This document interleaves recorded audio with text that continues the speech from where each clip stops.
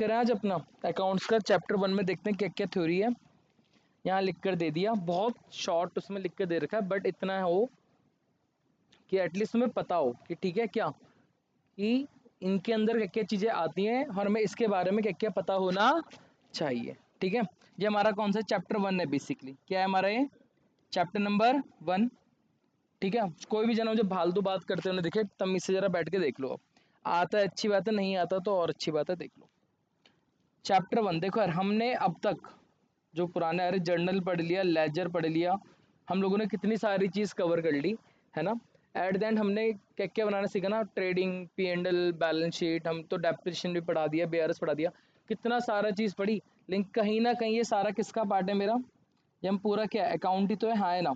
जब मैंने class start कराई थी, मैंने सिंपल शब्दों में बताया था अकाउंट्स का उस समय, कि अकाउंट्स का सिंपल मतलब क्या होता है, क्या होता है बेटा, हिसाब रखना। क्या होता है, हिसाब रखना। जो भी ट्रांजैक्शन हमारी होती हैं उन सारी ट्रांजैक्शन को रिकॉर्ड करने को ही क्या बोला जाता है, अकाउंट्स बोला जाता है। लेकिन हमने देखा सिर्फ ट्रांजैक्शन रिकॉर्ड करना काफ़ी नहीं होता, ट्रांजैक्शन को मैनेज करना है, उन्हें एक जगह ग्रुप करना है, फिर चेक करना है ढंग से पोस्टिंग करी नहीं करी, फिर हम क्या बनाते हैं, फिर हम चेक करते हैं हमको कितना प्रॉफिट हो रहा। पता चला ओ बेटे प्रॉफिट एक तरीके का नहीं होता, दो तरीके का निकालते हैं, एक होता है ग्रॉस प्रॉफिट और एक होता है मेरा net profit. Sir net profit ही चीज़ काफ़ी नहीं होती, हमें बिजनेस की क्या पता करनी होती है, फाइनेंशियल पोजीशन, फाइनेंशियल पोजीशन देखनी होती है, जो कि किसके थ्रू चेक करते हैं, बैलेंस शीट के थ्रू चेक करते हैं। अभी समझ नहीं आएगा फाइनेंशियल पोजीशन एक्चुअली कैसे पता चलता है, जब क्लास 12th में आओगे लास्ट टाइम पे चैप्टर पढ़ेंगे कैश फ्लो स्टेटमेंट। आई बस समझ में, कैश फ्लो स्टेटमेंट भी बोलो या फिर तुम वो बोलो क्या बोलते हैं, रेशियो एनालिसिस करके चैप्टर आता है, रेशियो एनालिसिस, तब जाके समझ में आता है अच्छा वहाँ से फाइनेंशियल पोजीशन कैसे पता लगा पाते हैं। समझ में आया, बहुत बड़े बड़े वर्ड्स होते हैं, चीज़ें धीरे धीरे जाकर ही दिमाग में बैठती हैं। क्या लिखा हुआ जरा डेफिनेशन देखो, अकॉर्डिंग टू AICPA है ना, American institute of certified public accountant. जैसे इंडिया में ए क्या है, ICA है ना, जो CA बनाता है, institute of chartered accountants of India. ये कहाँ का है, अमेरिका का। क्या बोला उसने, अकाउंटिंग क्या होती है, accounting is a record, accounting is a art of recording, classifying, summarizing in a significant manner and in terms of money transaction and events which are at least of financial character and interpreting the result thereof। इससे अच्छा तो हमारी वाली definition ज़्यादा सही थी जो हमने लिखी थी। क्या पढ़ा था हम लोगों ने, डेफिनेशन याद है, हमारी डेफिनेशन याद है किसी को, क्या थी, accounting is a art of, वो देखो, accounting is a systematic process of identifying, यहाँ पे लिख लेना कहीं नीचे, देख तो यहाँ कहीं लिख सकते हैं डेफिनेशन अपनी। रुको एक मिनट है, पूरी डेफिनेशन क्या थी हमारी, ये हमारे पास कहाँ गया, अरे इसका ऑडियो नहीं दिख रहा मेरे को, ऑडियो कहीं दिख रहा, ऑडियो टू टेक्स्ट, जब मुझे लिखना पड़ जाएगा, अच्छी भयंकर, लिख के दूँ तुम्हें यहाँ पे पूरा, लिख लो आप।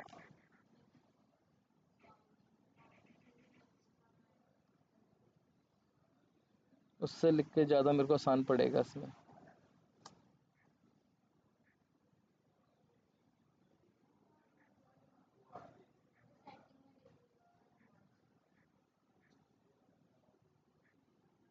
क्या है डेफिनेशन,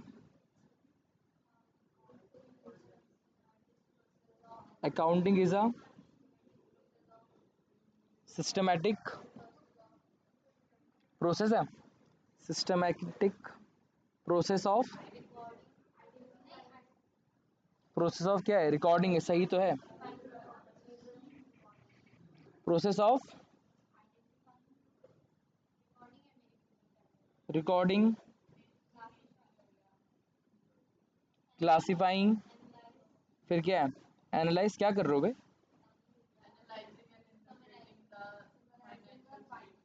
समराइजिंग के बाद क्या है, एनालाइजिंग, एंड, भाई मैं तो बुक की लिख रहा हूँ, एंड इंटरप्रेटिंग,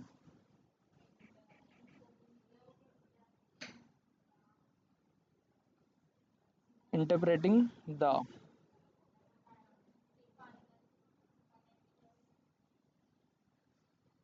कुछ गलत हो रहा है क्या? फाइनेंशियल ट्रांजैक्शंस,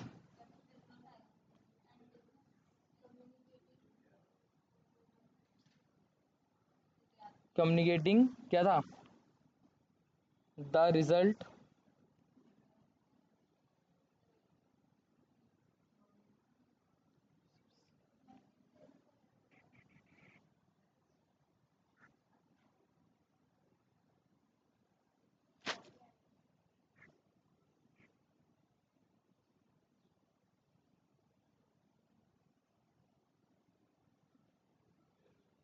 जिस सेलेक्ट हो जाएगा।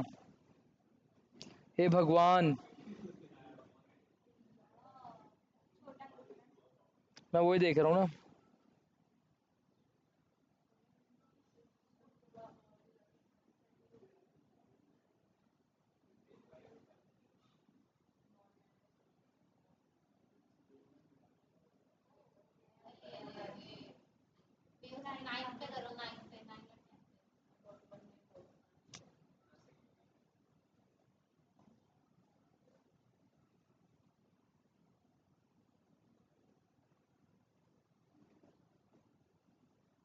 नाइन पे accounting is a systematic process recording, classifying, summarising, analysing and interpreting the financial transaction and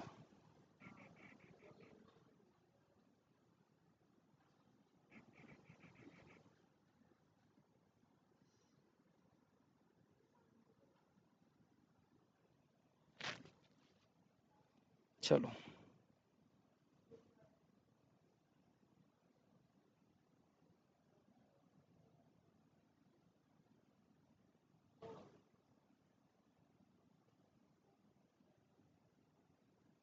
चलो यार, ये देखो, तुम जो डेफिनेशन याद करोगे ना, सुनो सुनो सुनो सुनो सुनो, तुम ये वाली डेफिनेशन कर देना अवॉइड। कौन सी वाली?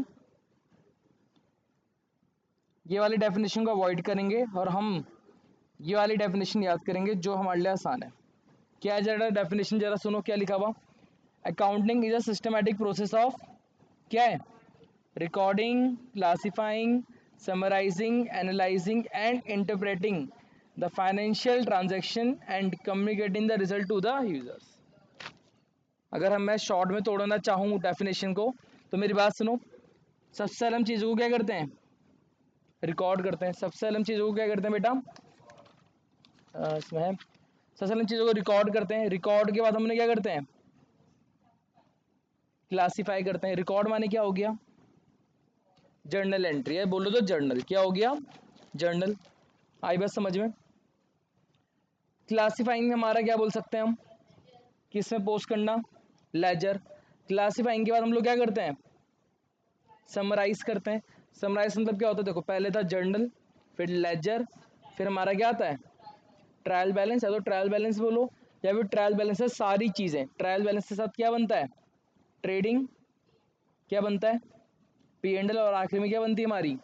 बैलेंस शीट बनती है। तो step by step, accounting process is a accounting process is a systematic process of recording, classifying and summarizing। पहले तो यहाँ तक बोलना सीखो। accounting process is a systematic process of recording, classifying and summarizing and analyzing and interpreting the financial transaction। Sir जो भी accounting का simple होता है, सिस्टमैटिक तरीके से चीज़ों को रिकॉर्ड करना, उन्हें क्लासीफाई करना, उनको समराइज करना, और जो भी हमने इंफॉर्मेशन वगैरह क्या करी है उसमें पुट करी है, उसको एनालाइज करके जो भी हमने डेटा फिगर्स वगैरह डाला है उसको इंटरप्रेट करो फाइनेंशियल ट्रांजैक्शन को। इंटरप्रेट का मतलब होता है चेक करो sir ji, at the end आपको इस ट्रांजैक्शन से, इस बिजनेस से लॉस हुआ या फिर क्या हुआ? प्रॉफिट हुआ। आई बात समझ में? और जो भी आपने रिजल्ट वगैरह निकाला, एट द एंड जाके आप अपने यूजर्स को इस चीज़ के बारे में क्या करो?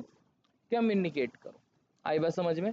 बेसिकली होता क्या है, जब हम बिजनेस करते हैं ना, तो बिजनेस में सिर्फ एक पर्सन का पैसा नहीं लगा होता। कितनों का पैसा लगा होता है?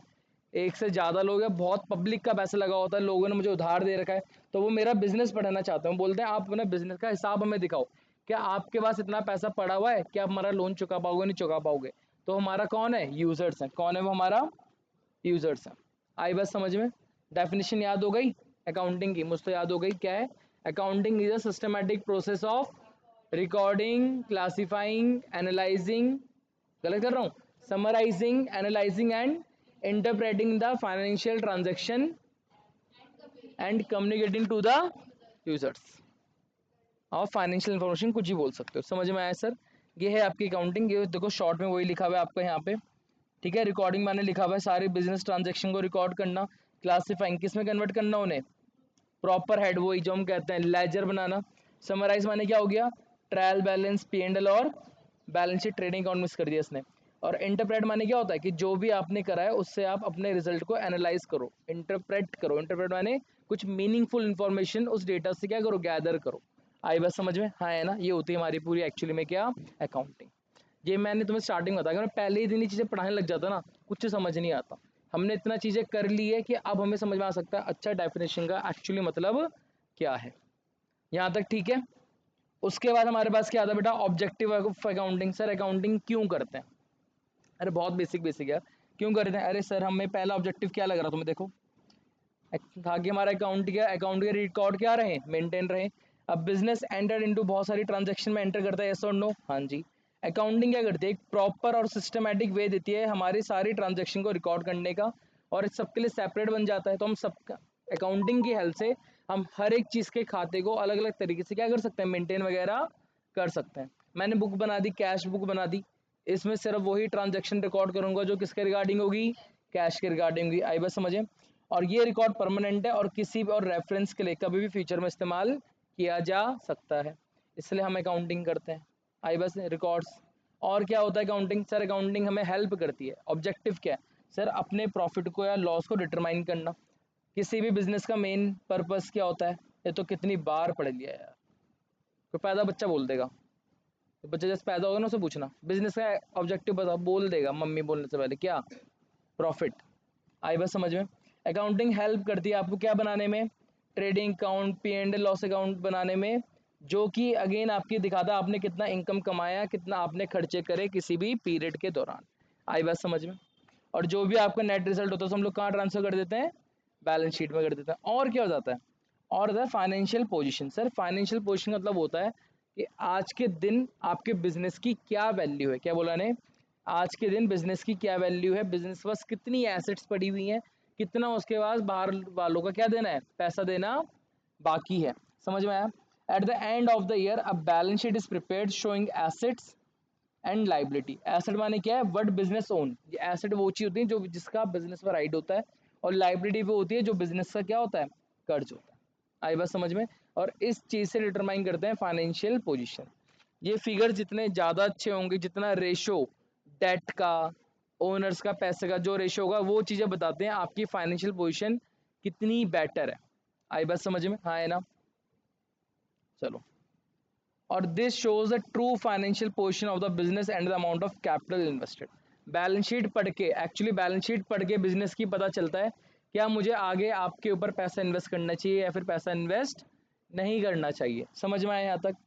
चौथा ऑब्जेक्टिव क्या लिखा हुआ, सर बिजनेस की एसेट्स को प्रोटेक्ट करता है। अगर आपको रिकॉर्ड प्रॉपर रिकॉर्ड होगा तो आप क्या कर पाओगे, accounting helps to keep control over business property. हर एक प्रॉपर्टी का हिसाब होगा ना तो मेंटेन रहेंगी। आई बात समझे? मिसयूज, चोरी, loss of asset can be detected. आपने सामान खरीद के रखा हुआ है, हिसाब ही नहीं कर रहे हो, तो किसी ने कोई सामान चुरा के ले गया, पता चलेगा नहीं।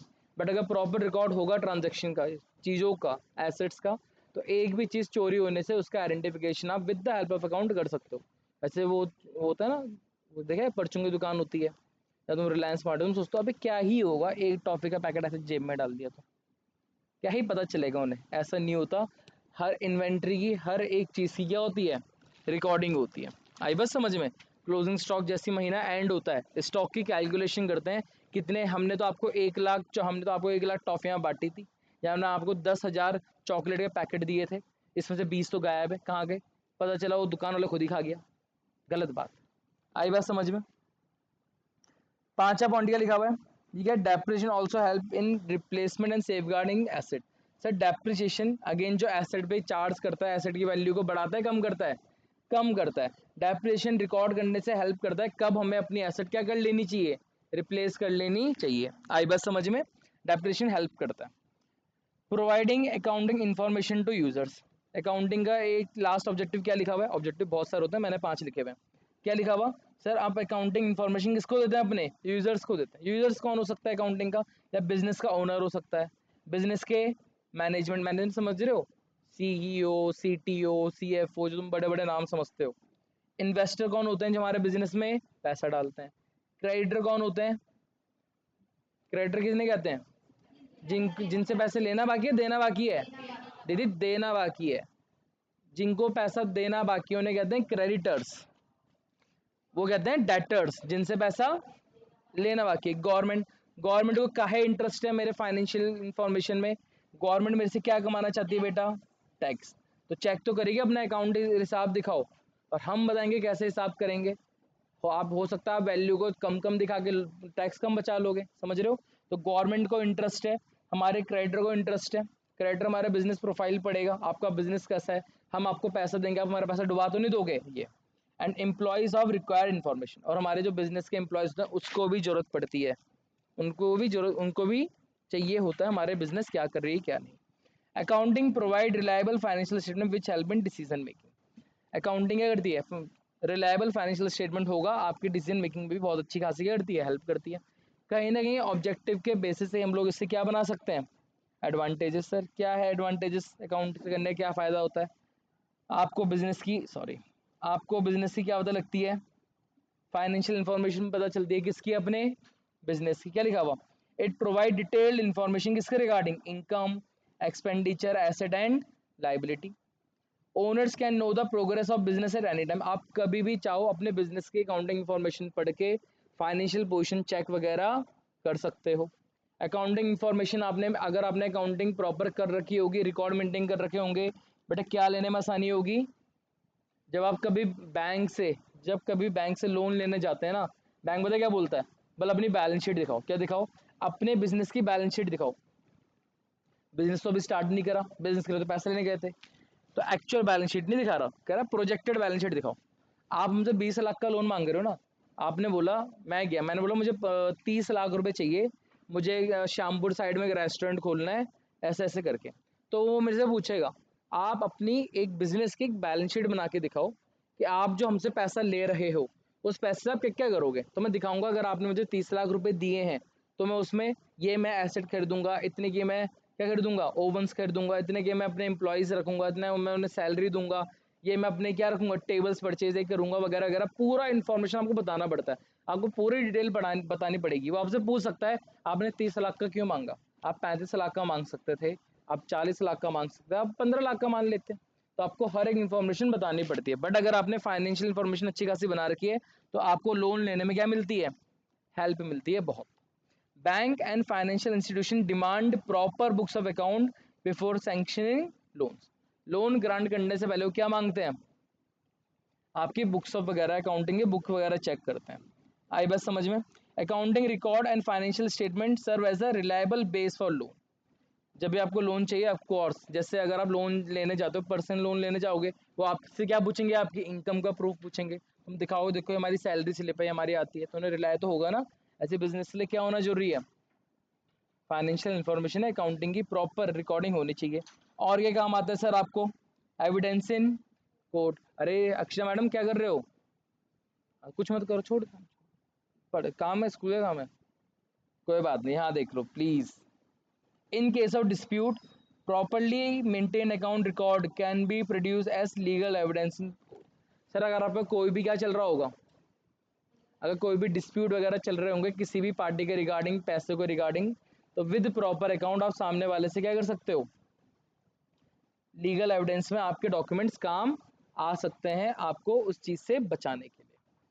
Facilitate sale of business, when आप बिजनेस क्या लिखा हो, देखो फैसिलिटेट सेल ऑफ बिजनेस, अगर आपकी प्रॉपर अकाउंटिंग हो रखी होगी तो आप अपने बिजनेस को किसी और पर्सन को बेचने में भी क्या मिलेगा, हेल्प मिलेगी, यस और no. When a business is sold, proper accounts help in valuation of goodwill, asset and liability, proper हिसाब बना के रखा होगा तो आप एस्टिमेट लगा सकते हो कि मेरी एक्चुअली एसेट्स की वर्थ कितनी है और मुझे सामने वाले से इस चीज़ से कितने पैसे मांगने चाहिए। ये तभी देखो चीज़ें तभी होती हैं जब प्रॉपर चीज़ों को क्या रहता है, हिसाब रहता है। आई बस समझे। तुम लोगों ने 10 कप 150 टी शर्ट रखी हुई सामान, अब कोई भी उठा के कोई भी ले चलेगा, हिसाब ही नहीं होगा। बट तुमने 200 खरीद के रखी हैं, बट हर एक टी शर्ट का हिसाब करते हो, कॉपी लेते हो, ये टी शर्ट ने उस दोस्त को दी, ये टी शर्ट ने उस दोस्त को दी। क्या ये ज़्यादा रिलायबल इन्फॉर्मेशन बताएगा? नहीं बताएगा, बताएगा और आगे चीज़ें हेल्प भी करेगा।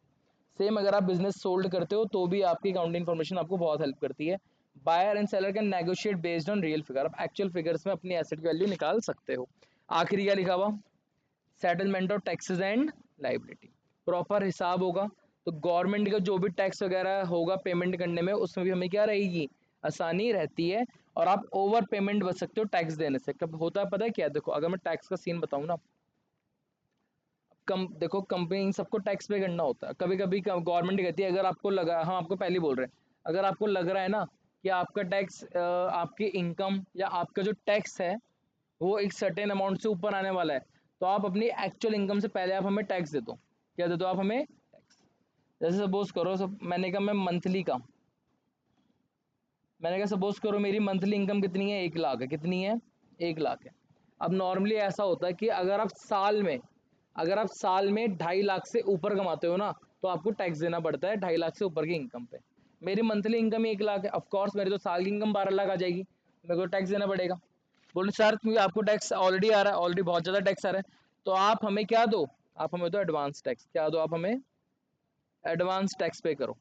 आप अपनी इनकम हर महीने 10,000 हमारे अकाउंट में ट्रांसफर करते रहो, तो मैं हर महीने इनकम का 10,000 क्या करता रहूँगा? गवर्नमेंट को ट्रांसफर करता रहूँगा एज अ एडवांस टैक्स के तौर पे। टैक्स बेसिकली कब देते हैं? अगर मैंने इस साल कमाया, ये कौन सा फाइनेंशियल ईयर है? ये फाइनेंशियल ईयर कौन सा चल रहा है अभी? ये चल रहा है 25-26। मैंने इस साल टैक्स पे करा, लेकिन इस साल मैंने टैक्स पे करा होगा वो जो मैंने कब कमाया होगा? 24-25 में कमाया होगा। आई बात समझ में?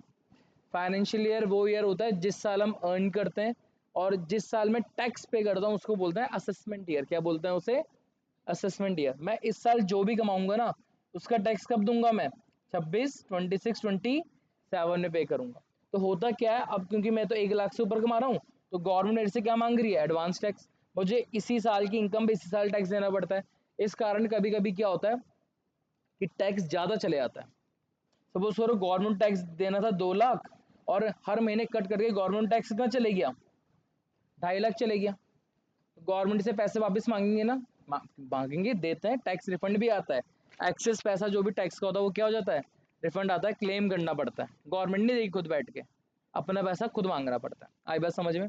ये चीज़ें ना हो, ऐसी चीज़ें ना हो, तो बेटर तरीका क्या है कि सर आप अपनी क्या करो? अकाउंटिंग प्रॉपर तरीके से मेंटेन करो। सही तरीके से होगा तो आप क्या भी निकाल पाओगे? ओवर पेमेंट देने से बच जाओगे। किसका? टैक्स का। Government authority relying accounting record to assess tax such as GST, income tax वगैरह वगैरह। ये हमें डिस्प्यूट को भी, टैक्स रिगार्डिंग जो भी डिस्प्यूट होगा उससे बचाती है अकाउंटिंग। यहाँ तक समझ में आया जो अभी तक हमने पढ़ा? ठीक है सर, इसके बाद हमारे पास क्या लिखा? आई थिंक खत्म होने वाला होगा। देखो ये कितने पेज हैं? 3 है, तुम तीसरे पन्ने में हम, हो जाएगा चलो जल्दी। सर आखिरी क्या आ रखा है सर? क्या लिखा हुआ उन्होंने? लिमिटेशन। लिमिटेशन माने क्या होता है? सर अकाउंटिंग की कमियां। क्या अकाउंटिंग परफेक्ट है? क्या अकाउंटिंग हर चीज़ परफेक्ट है? नहीं, कुछ ना कुछ बेस्ट होगा, कुछ ना कुछ कमियां तो होती होती हैं। सबसे पहले क्या लिखा हुआ? Not fully exact. सर जरूरी नहीं है अकाउंटिंग में जो आप इंफॉर्मेशन शो कर रहे हो वो आपकी फुल्ली वही एग्जैक्ट इंफॉर्मेशन हो। आई बात समझ में? जैसे डेप्रिसिएशन, आपका बैड डेट क्या होता है? जब हमारा लॉस होता है, जब पर्सन हमको हमारा पैसा देने से मना करता है, या जब हम अपना पैसा रिकवर नहीं कर पाते। आई बात समझे? प्रोविजन फॉर डाउटफुल डेट, ये सारा बेस्ड ऑन एस्टिमेशन होता है, कोई एग्जैक्ट फिगर नहीं है। डेप्रिसिएशन एक ऐसी परसेंटेज कैलकुलेट करके लिख दिया, क्या जरूरी है कि एक्चुअली उतनी ही वैल्यू कम हुई होगी? नहीं, तो एग्जैक्ट नहीं है, बट हम ये बोलेंगे बहुत क्लोज है। मैं 100% सही नहीं हूँ, बट मैं 95% एक्यूरेसी से एटलीस्ट तो सही काम कर ही रहा हूँ। आई बात समझ में? दूसरा क्या लिखा हुआ? अनरियलिस्टिक इंफॉर्मेशन, मतलब सिर्फ फाइनेंशियल ट्रांजैक्शन ही रिकॉर्ड की जाती हैं। अकाउंटिंग में सिर्फ वही डेटा रिकॉर्ड किया जाता है जिसकी वैल्यू किससे निकाल सकते हैं? मनी टर्म्स में निकाली जा सकती है। आई बात समझ में? जैसे कि क्या लिखा हुआ? जैसे नॉन फाइनेंशियल, जैसे एम्प्लॉय की स्किल हो गया, कस्टमर सेटिस्फेक्शन हो गया, गुडविल आर इग्नोर्ड। ये कुछ ऐसी चीज़ें होती हैं जिसकी वैल्यू अब नॉर्मली हम इन चीज़ों को नॉर्मली क्या नहीं करते? रिकॉर्ड नहीं करते, आमतौर पे इनकी वैल्यू नहीं निकाली जा पाती, आप खुद से नहीं निकाल सकते। आई बात समझ में? कोई एम्प्लॉय कितना अच्छा है, क्या मैं एम्प्लॉय की अच्छाई, एम्प्लॉय की स्किल कितनी अच्छी है, क्या मैं उसको रिकॉर्ड कर सकता हूँ? नहीं। आप एक पैरामीटर सेट कर सकते हो, आप टेस्ट लोगे, टेस्ट में परफॉर्मेंस करेगा तो उसकी स्किल के बेसिस में, उस टेस्ट के बेसिस में उसकी स्किल जज कर लोगे, बट आप कभी भी इसको अकाउंटिंग की फॉर्म में क्या नहीं कर पाओगे रिकॉर्ड। सर अकाउंटिंग क्या मांगता है? अकाउंटिंग क्या मांगता है? अकाउंटिंग मांगता है नंबर्स। क्या मांगता है? मैं कितना अच्छा हूँ, ये मेरी स्किल कितनी है, 2 है, 200 है, कैसे निकालोगे? नहीं निकाल सकते, रिकॉर्ड नहीं कर पाओगे ऐसा। समझ में आया सर मैडम? उसके बाद क्या लिखा हुआ है? Ignore qualitative element. जैसे अकाउंटिंग सिर्फ किस में डील करती है? मनी वैल्यू में। बाकी चीज छोड़ देती है, ब्रांड की रेपुटेशन कैसी है, बिजनेस एथिक्स, बिजनेस में रूल्स कैसे सही फॉलो हो रहे नहीं हो रहे, वर्किंग कंडीशन कैसा है बिजनेस का, ये चीजें आप बिजनेस में क्या नहीं कर सकते, शो नहीं कर सकते। मैं अगर मैं अपने बिजनेस की ट्रांजेक्शन रिकॉर्ड कर रहा हूँ तो मैं क्या रिकॉर्ड, मैं अपने बिजनेस में क्या हिसाब रिकॉर्ड करूंगा? कितना पैसा आया, कितना आना बाकी है, कितना पैसा चले गया, कितना पैसा देना बाकी है। हाँ है ना? अब तुम कितना पढ़ रहे हो, कितना कम पढ़ रहे हो, क्या मैं इसका अकाउंट्स में हिसाब दिखा पाऊंगा? नहीं, वो पूरी अलग चीज हो गई आपके अकाउंट से। आई बात समझ में? क्या ये चीजें इंपैक्ट करेगी? नहीं करेगी सर, हर चीज बिजनेस में इंपैक्ट करती है, अकाउंटिंग में अकाउंटिंग ये काम नहीं कर पाती। Ignores effect of, ignores effect of price change. क्यों? हमने अकाउंटिंग में कॉन्सेप्ट पढ़ा था जिसे हम क्या बोलते हैं, क्या बोलते हैं? कॉस्ट कॉन्सेप्ट बोलो, या हिस्टोरिकल, हिस्टोरिकल कॉस्ट कॉन्सेप्ट बोलो। हिस्टोरिकल कॉस्ट कॉन्सेप्ट क्या बोलता है?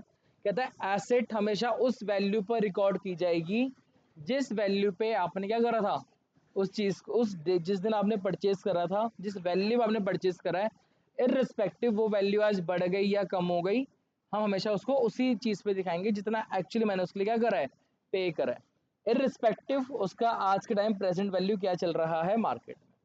समझ में आया? हाँ है ना? तो क्या लिखा हुआ इसने? Financial statement may not reflect the real worth of the business during inflation. अगर मार्केट में इन्फ्लेशन वगैरह आ रखी है, इन्फ्लेशन समझते हो क्या होता है? क्या समझते हो अर्शिता इन्फ्लेशन? इन्फ्लेशन क्या होता है Akshita? Priyanshi ma'am, inflation, inflation क्या समझते हो? नहीं पता? प्रियांशी मैम, इन्फ्लेशन बताएगा कोई क्या होती है इन्फ्लेशन? अरे कुछ तो बोलो सक्षम भाई, कभी वर्ड सुना? बोलते ना मार्केट, कैसी इकोनॉमी? तो बूम मानो तो बढ़ना, कह रही बूम फिर गिरना। मैं बताता हूँ, बाय बाय भाई, शांत रहो। देखो जी मेरी बात सुनो, सपोज करो कोई इंटरनेट नहीं है, तुम्हें ट्यूशन पढ़ना है, मेरी बात सुनो, तुम्हें ट्यूशन चाहिए, स्कूल में पढ़ाई हो नहीं रही है, कोई इंटरनेट फैसिलिटी, इंटरनेट सपोज करो एग्जिस्ट ही नहीं करता, आई बात आज के टाइम में 2025 चल रहा है, कोई इंटरनेट नहीं है, तुम्हें क्या चाहिए? ट्यूशन चाहिए पढ़ने के लिए। ऑनलाइन तो क्या ही जाओगे जब इंटरनेट ही नहीं है, तो ऑफलाइन सेंटर जाओगे। अब तुमने देखा पूरे ऋषिकेश में एक सेंटर है, किसका? रतूड़ी सर का, मेरा सेंटर है। आई बस मुझे भी पता है, मुझे भी पता है कि बच्चों को, बहुत सारे बच्चे हैं जिन्हें क्या पढ़ना है, अकाउंट्स की क्लासेस वगैरह लेनी है। आई बात समझ में? तुम सबको जरूरत है नहीं है, तुम सबकी डिमांड कम है ज़्यादा है? डिमांड बहुत ज़्यादा है, सबको ट्यूशन पढ़ना है। अब मैं अपनी सर्विस सप्लाई करूंगा तुमको देने के लिए, लेकिन सप्लाई करने के लिए जो लोग हैं वो कम है ज़्यादा है? कम है। जब तो सप्लाई के लिए तो मैं ही हूँ, मेरी ऐंठ बढ़ेगी, लेकिन मेरे यहाँ तो लिमिटेड सीटें हैं, मेरे यहाँ सीट क्या है, लिमिटेड, मैंने लिमिटेड है। ऑफ कोर्स हर कोई बच्चा पढ़ने के लिए प्राइस कम पे करेगा, ज़्यादा पे करेगा? ज़्यादा पे करेगा, क्योंकि उसे बैठना है।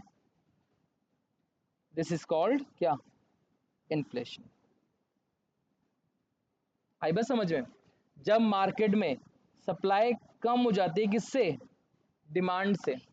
हर कोई उस चीज़ की डिमांड कर रहा है, तो मार्केट में सडनली प्राइस क्या हो जाते हैं, अप हो जाते हैं। क्या हो जाते हैं? अप। उस चीज़ को कहते हैं इन्फ्लेशन। इन्फ्लेशन एक लेवल तक टाइम टू टाइम बढ़ना चाहिए, बट ज़्यादा इन्फ्लेशन नहीं होना चाहिए। इन्फ्लेशन ज़्यादा है हमारे लिए नुकसान होता है। आई बात समझ में? इन्फ्लेशन का नुकसान देखो क्या है, मैंने कहा देखो एक टाइम था जब मैं 16 रुपए का खरीदता, 16 रुपए देता था और 1 किलो चीनी आती थी, पता है? 16 रुपए किलो है, 32 रुपए। आज आज क्या है प्राइस चल रहा है चीनी का भी? 45 है ना? तो पता नहीं, शायद 2010-12 की होगी, मुझे याद नहीं आ रहा। तो मैं 16 रुपए किलो या 32 रुपए किलो, आई थिंक 32 था, मुझे याद नहीं आ रहा। सपोज करो, ओए आप 30 रुपए किलो चीनी खरीद रहे हो, अक्षिता जी प्लीज, 30 रुपए का किलो चीनी खरीद रहे हो। सर आज भी आप 1 किलो ही चीनी खरीद रहे हो, बट आप वो कितने की खरीद रहे हो आज के टाइम पे? कितने रुपए की? 45 की। आप सेम क्वांटिटी परचेज कर रहे हो, बट अमाउंट पिछले कई सालों में चीज, वही चीज कितने रुपए से महंगी हो गई? 15 रुपए से महंगी हो गई। इस चीज को क्या बोलते हैं? इन्फ्लेशन। बेसिकली इसे इन्फ्लेटेड कहते हैं। जब प्राइस गुड्स के सडनली क्या करते हैं? राइस कर जाते हैं। आई बात समझे? तुमने कभी नोटिस करा जब हाट जाते हो, कभी तो टमाटर 20 रुपए किलो मिल रहे होते हैं, और सडनली टमाटर अचानक से क्या हो जाते हैं? 80-80 रुपए किलो होने लग जाते हैं। अभी बारिश हुई ना बाहर, आज हाट थी, आज फ्राइडे क्या है? आज फ्राइडे, आज वहाँ पे हाट होगी, हमारे उस साइड होगी हाट, है ना? तो जैसी उन्हें पता बारिश में सब्जियां खराब हो सकती हैं, अगर वो 50 रुपए की चीज बेच रहे होंगे ना, तुरंत उससे कम करके क्या कर देंगे? 30 की कर देंगे, 10-10 की सब्जियां कर देते हैं सामान बाद में। तो ये जो प्राइस चेंज हो रहा है, बेसिकली डिमांड एंड सप्लाई के कारण ही होता है। हाँ, जब पूरा इकोनॉमी में चीजों के प्राइस हद से ज्यादा बढ़ जाते हैं, तो हम बोलते हैं मार्केट में क्या आ गया? इन्फ्लेशन आ गया। क्या आ गया? इन्फ्लेशन आ गया। चीजें क्या हो रही हैं? महंगी हो रही हैं। समझ में आया?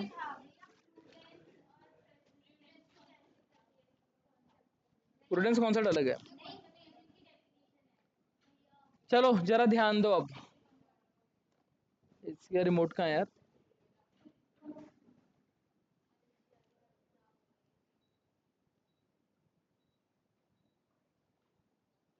चलो ध्यान दो। अब मेरे पास क्या टॉपिक आ रहा है, देखो इसमें क्या है इसमें अब। हाँ जी, क्या? मैम मैं पढ़ाने के बाद छोड़ूंगा। कहीं जाना है? क्या हुआ? क्या है? योगा घर में पढ़ना, तो मैंने पहले ही कहा था मेरे को मेरे अकॉर्डिंग पढ़ाना था। क्या चीज़? कहाँ जाना है? थोड़ा सा पढ़ लो। 6:30 बज रहे हैं ना यार, अभी तो मैंने तो पढ़ाया भी आधे घंटे नहीं हुआ मेरे को अभी। अभी है बचा हुआ। अरे तुम पढ़ते रहो ना, कितना क्या बचा हुआ। अब मेरी बात सुनने समझ में आया क्या पढ़ा हमने? अकाउंटिंग क्या होती है, अकाउंटिंग ऑब्जेक्टिव क्या होते हैं, क्या उसके फायदे, क्या उसके नुकसान। समझ में आया? हाँ है ना? तो वही था कि इसमें प्राइस, इग्नोर प्राइस बट छोड़ देता है, रियल चीज पता नहीं चल पाती। अब हमारे पास आता है ब्रांच ऑफ अकाउंट। अकाउंटिंग कितने तरीके की होती है? आप लोग जो 11th में सीखते हो, आप लोग जो 12th में सीखते हो, उसे हम लोग क्या बोलते हैं? क्या बोलते हैं उसे हम लोग? Financial accounting. ओवरऑल 3 टाइप की अकाउंट होती है। एक होती है फाइनेंशियल अकाउंटिंग, एक होती है आपकी कॉस्ट अकाउंटिंग, और एक होती है आपकी मैनेजमेंट अकाउंटिंग। क्या है जरा financial accounting? Sir financial accounting वो होती है जो कि बिजनेस के हेड ऑफिस में करी जाती है। बिजनेस होता है, बिजनेस का हेड ऑफिस होता है एक, बिजनेस से एक फैक्ट्री होती है वगैरह वगैरह। आई बात समझे?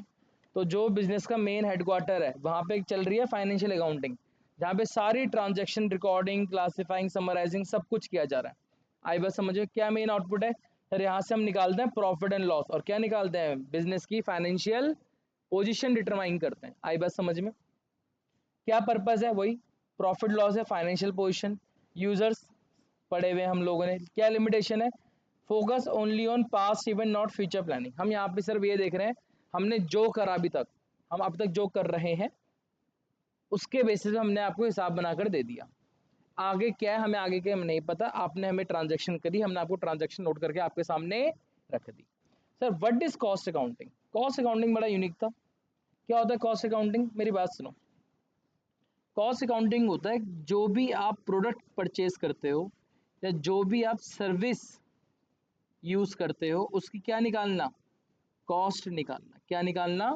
कॉस्ट निकालना। ये पेन है, ये पेन आई थिंक 10 रुपए का है पेन, ठीक है? तो पर यूनिट कॉस्ट कैसे निकाली? ये पेन कितने रुपए का बेचा जाएगा मार्केट में? देखो, इस पेन को बेचने के लिए मैंने बिजनेस स्टार्ट करा, ये पेन बेचूंगा। तो इस पेन को बेचने के लिए जो भी ट्रांजेक्शन वगैरह हो रही है वो मेरी कहाँ हो रही है? फाइनेंशियल अकाउंटिंग में हो रही है। तो एक अकाउंट ने बोला सर आपने सब तो करके दिखा दिया, लेकिन इसको कितने का बेचोगे? आपको इसको बेच के प्रॉफिट हो रहा है, लॉस हो रहा है, कैसे पता चलेगा? मैंने बोला ये तो तब पता चलेगा जब पता तो चले कि इस पेन को बनाने का खर्चा कितना आया। वो हम कहाँ पढ़ते हैं, वो हम कहाँ पढ़ते हैं, कॉस्ट अकाउंटिंग में। कहाँ पढ़ते हैं हम लोग, cost accounting is related to cost of production. किसी पर्टिकुलर गुड्स को बनाने में कितना खर्चा आपका एक्चुअली आया उसे कहते हैं कॉस्ट अकाउंटिंग। क्या, कॉस्ट अकाउंटिंग निकालना, किसी गुड्स की पर यूनिट कॉस्ट निकालना, क्या होता है वो, कॉस्ट अकाउंटिंग होता है। आई बात समझ में, हाँ है ना। जैसे अगर मुझे चेक करना है कि तुम्हारी पर सब्जेक्ट फीस कितनी होनी चाहिए, तो मैं फाइनेंशियल अकाउंटिंग में जाऊंगा, कॉस्ट अकाउंटिंग में जाऊंगा, मैं जाऊंगा कॉस्ट अकाउंटिंग में। ठीक है, और इसको बोलते हैं सर्विस कॉस्टिंग। क्या बोलते हैं इसे, और सर्विस कॉस्टिंग जो होती है वो निकालना बहुत आसान होता है। कहते आप कुछ मत करो, आप ये देखो आपके महीने में कितने खर्चे हो रहे हैं। मैंने कहा मेरा रेंट जा रहा है, मेरा पानी का बिल जा रहा है, मेरा इलेक्ट्रिसिटी बिल जा रहा है। आई बात समझ में, मेरे कुछ छोटे मोटे खर्चे हो रहे हैं, डॉक्यूमेंट प्रिंट कराता हूँ उसका खर्चा हो रहा है। कुल मिला के मैंने बोला कि मेरे को महीने में कितने रुपए खर्च हो जाते हैं। मैंने कहा मेरे महीने में खर्च होते हैं 1 लाख रुपए। कितने रुपए खर्च जाते हैं, 1 लाख रुपए खर्च हो जाते हैं। आई बात समझ में। इसके अलावा मैंने कहा ये तो मेरा खर्चा हो गया, आपको कितना प्रॉफिट कमाना है। मैंने कम से कम मैं चाहता हूँ मेरा प्रॉफिट हो 50,000, 50,000 मेरा प्रॉफिट होना चाहिए। तो टोटल कितना आ रहा है, टोटल कितना हो गया, 1.5 लाख। ये टोटल कॉस्ट मान लूंगा, क्या मान लूंगा मैं से अपनी टोटल कॉस्ट, और उसको डिवाइड कर दूंगा पर महीने मेरे कितने बच्चे आ रहे हैं, उनसे मेरी क्या निकल जाएगी। जैसे अगर मैं 1 लाख, मैंने कहा मेरे यहाँ पर बच्चे सपोज करो आ रहे हैं 500, कितने बच्चे आ रहे हैं 500। ये कॉस्ट बता रहा हूँ, कॉस्ट, तो मैं डिवाइड कितना आंसर आ रहा, 200। कितना आ रहा है, 200। मतलब मेरे को हर एक बच्चे पे कितने रुपए खर्चा हो रहा है, 200 रुपये खर्च हो रहा। अब वो डिपेंड करेगा मैं कितना फीस चार्ज करना चाहता हूँ। आई बात समझ में, ऐसे निकालते हैं पर यूनिट कॉस्ट वगैरह किसी भी चीज़ की।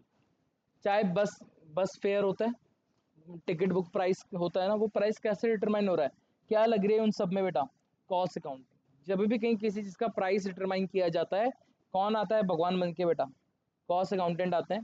जैसे चार्टर्ड अकाउंटेंट होते हैं ना, ऐसे कौन होते हैं, एक कॉस्ट अकाउंटेंट होते हैं, वो कॉस्ट निकालने में हेल्प करते हैं।